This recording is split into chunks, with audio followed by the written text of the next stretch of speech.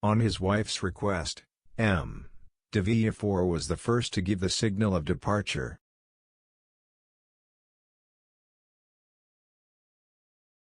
He offered a seat in his landau to Madame Danglars, that she might be under the care of his wife.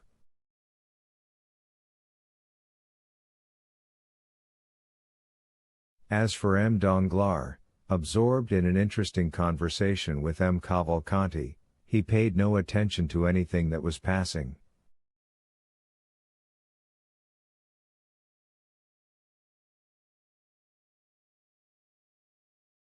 While Monte Cristo had begged the smelling bottle of Madame de Villefort, he had noticed the approach of Villefort to Madame Danglars, and he soon guessed all that had passed between them, though the words had been uttered in so low a voice as hardly to be heard by Madame Danglars.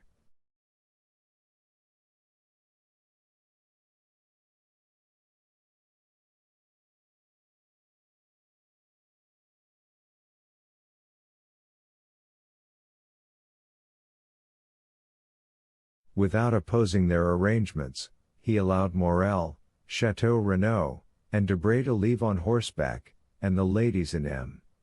de Villefort's carriage. Danglars, more and more delighted with Major Cavalcanti, had offered him a seat in his carriage.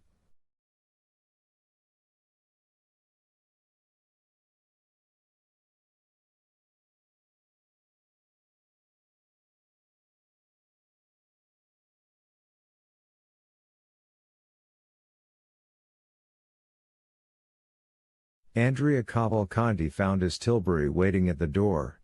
The groom, in every respect a caricature of the English fashion, was standing on tiptoe to hold a large iron grey horse.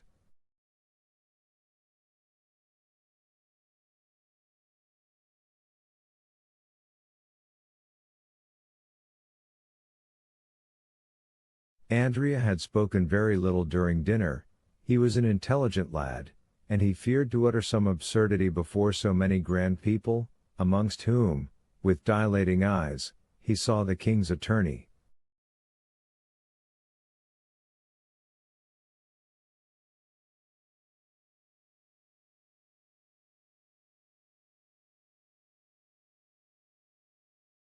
Then he had been seized upon by Danglars, who, with a rapid glance at the stiff-necked old major and his modest son, and taking into consideration the hospitality of the Count, made up his mind that he was in the society of some nabob come to Paris to finish the worldly education of his heir.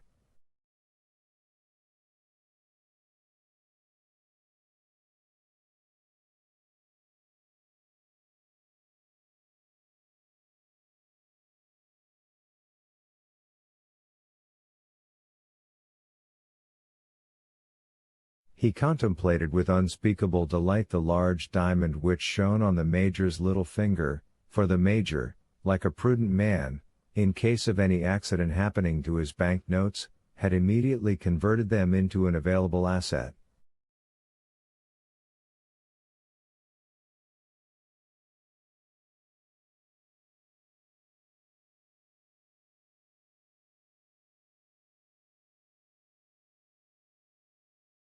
Then, after dinner, on the pretext of business, he questioned the father and son upon their mode of living, and the father and son, previously informed that it was through Danglars the one was to receive his 48,000 francs and the other 50,000 livres annually, were so full of affability that they would have shaken hands even with the banker's servants, so much did their gratitude need an object to expend itself upon.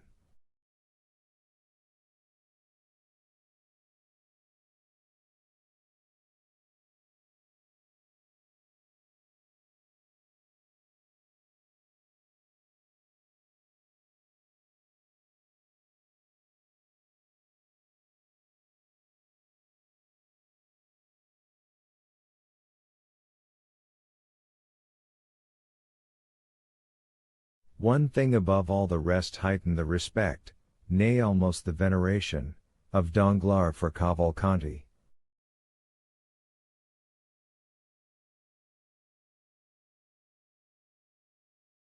The latter, faithful to the principle of Horace, nil admirari, had contented himself with showing his knowledge by declaring in what lake the best lampreys were caught.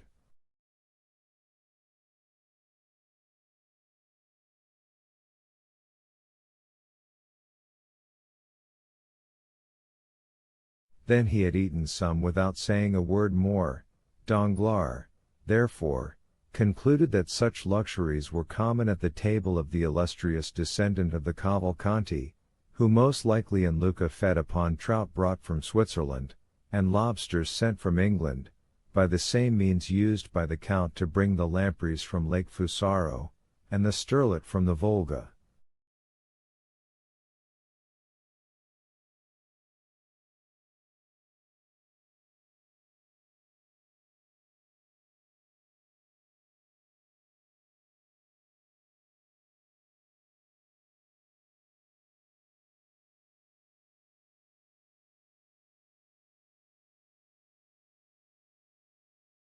Thus it was with much politeness of manner that he heard Cavalcanti pronounce these words.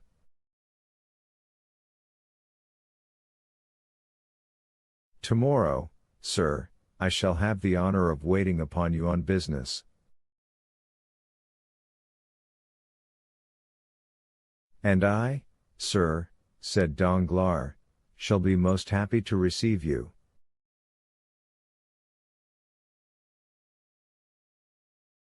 Upon which he offered to take Cavalcanti and his carriage to the Hotel des Princes, if it would not be depriving him of the company of his son.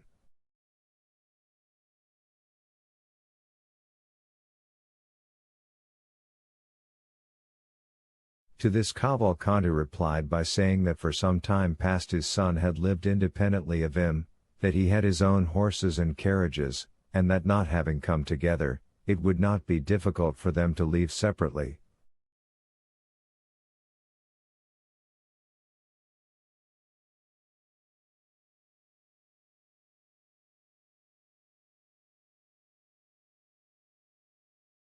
The Major seated himself, therefore, by the side of Danglars, who was more and more charmed with the ideas of order and economy which ruled this man, and yet who, being able to allow his son 60,000 francs a year, might be supposed to possess a fortune of 500,000 or 600,000 livres.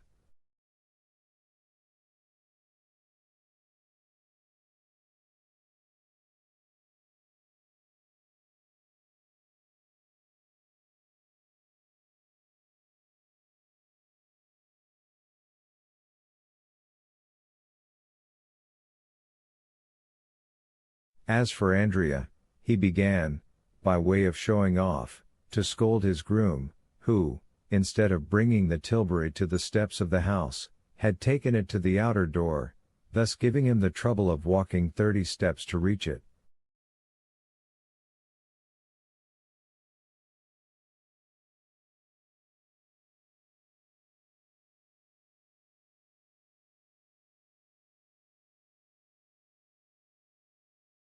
The groom heard him with humility, took the bit of the impatient animal with his left hand, and with the right held out the reins to Andrea, who, taking them from him, rested his polished boot lightly on the step.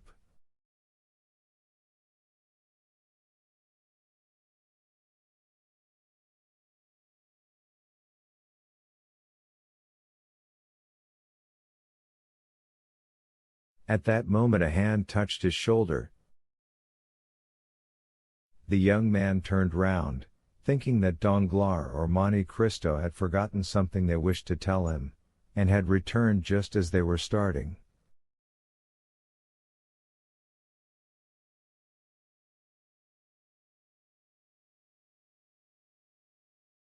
But instead of either of these, he saw nothing but a strange face, sunburnt, and encircled by a beard, with eyes brilliant as carbuncles, and a smile upon the mouth which displayed a perfect set of white teeth, pointed and sharp as the wolf's or jackal's.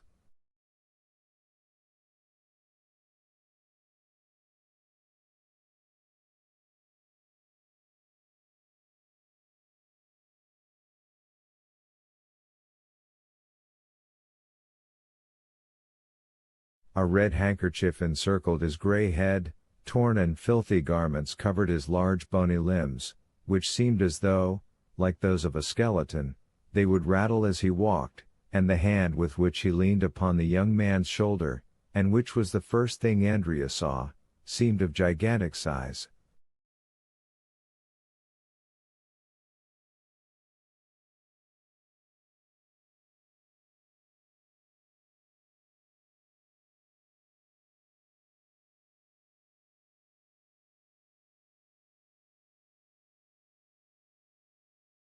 Did the young man recognize that face by the light of the lantern in his tilbury, or was he merely struck with the horrible appearance of his interrogator?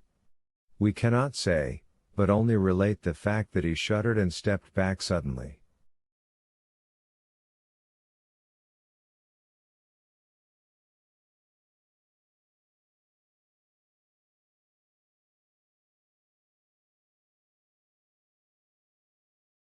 "What do you want of me?" he asked. "Pardon me, my friend, if I disturb you," said the man with the red handkerchief, "but I want to speak to you."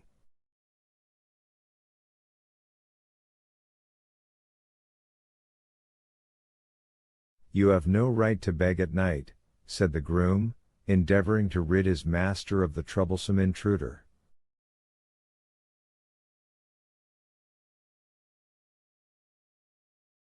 "I am not begging, my fine fellow," said the unknown to the servant, with so ironical an expression of the eye, and so frightful a smile, that he withdrew. "I only wished to say 2 or 3 words to your master, who gave me a commission to execute about a fortnight ago."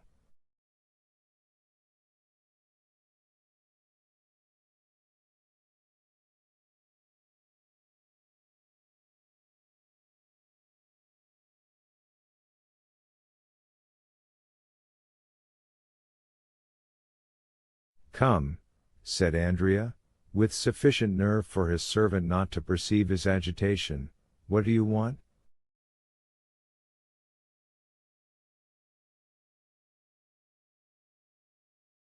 "Speak quickly, friend." The man said, in a low voice, I wish you to spare me the walk back to Paris."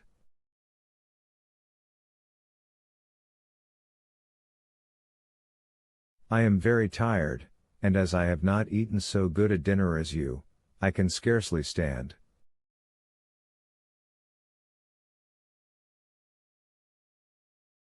The young man shuddered at this strange familiarity. "Tell me," he said, "tell me what you want." "Well, then, I want you to take me up in your fine carriage, and carry me back."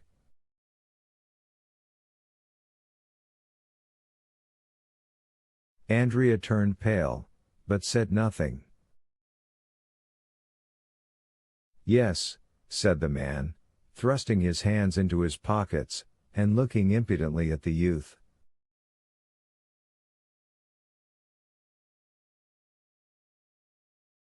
"I have taken the whim into my head, do you understand, Master Benedetto?"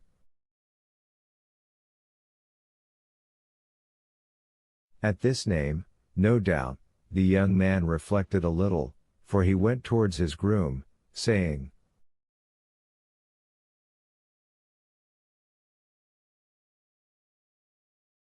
"This man is right, I did indeed charge him with a commission, the result of which he must tell me. Walk to the barrier, there take a cab, that you may not be too late."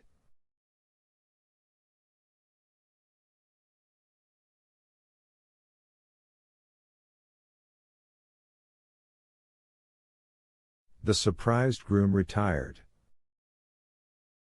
"Let me at least reach a shady spot," said Andrea. "Oh, as for that, I'll take you to a splendid place," said the man with the handkerchief, and taking the horse's bit he led the tilbury where it was certainly impossible for any one to witness the honor that Andrea conferred upon him.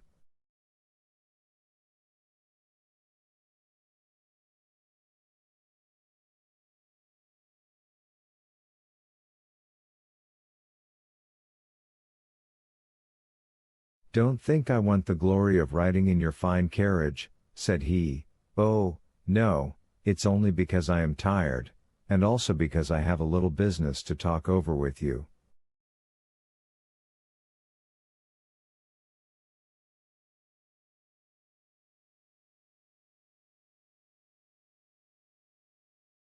"Come, step in," said the young man.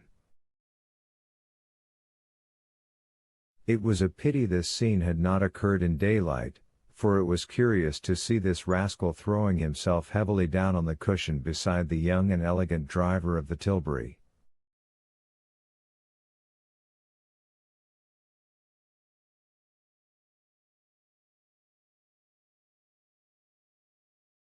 Andrea drove past the last house in the village without saying a word to his companion, who smiled complacently, as though well pleased to find himself traveling in so comfortable a vehicle.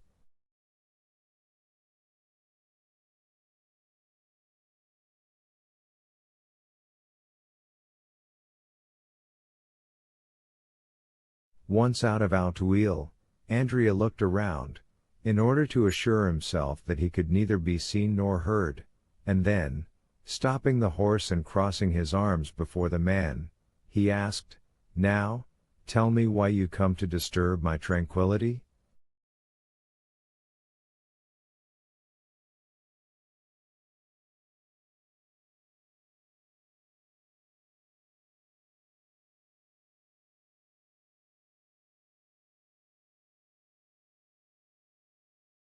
"Let me ask you why you deceived me?"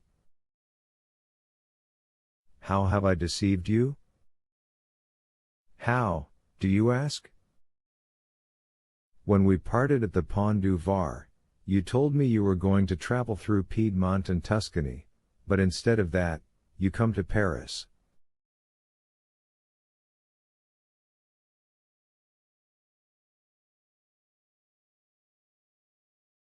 "How does that annoy you?"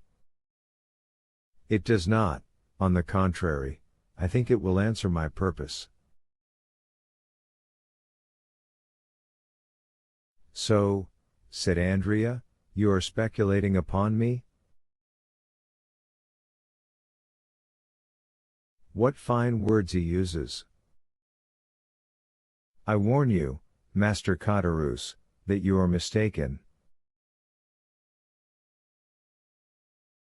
"Well, well, don't be angry, my boy, you know well enough what it is to be unfortunate, and misfortunes make us jealous."